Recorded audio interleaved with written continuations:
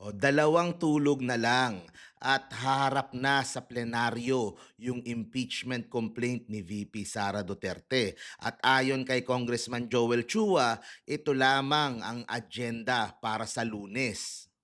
O dagdag pa ni Kong Joel, marami sa kanyang mga kasamahang kongresista ang nagbago ang isip pagkatapos makita yung pong reports ng AMLAC about sa possible na tagungyaman ni VP Sara Duterte at ng kanyang asawa. Yung iba siguro na hindi pa sigurado o di kaya yung kanilang mga constituents ay nagdadalawang isip. Kumaga mas naging kumbinsido sila na merong probable cause itong impeachment complaint laban kay VP Sara pagkatapos pong makita yung pong report ng AMLAC na yon na kung saan questionable na 6.7 billion yung transaction, mga around 4 billion yung inflow o yung pumasok doon po sa mga accounts nila. So saan nang galing yun? Doon pa lang po ay sobra-sobra na to build up probable cause para po dito sa kaso.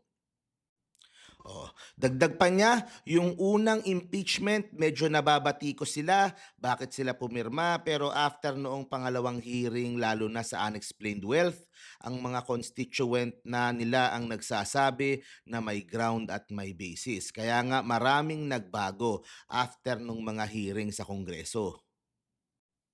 Oh, pero saan nga ba nanggaling yung alleged na tagungyaman nila VP Sara? O kasi nung 2007, nung kanyang unang SALN na sinubmit, nasa 7 million lang. O tapos ngayon po ay nasa 88 million. At nung huling 5 taon ay walang dineklara na cash on hand yung pong SALN ni VP Sara.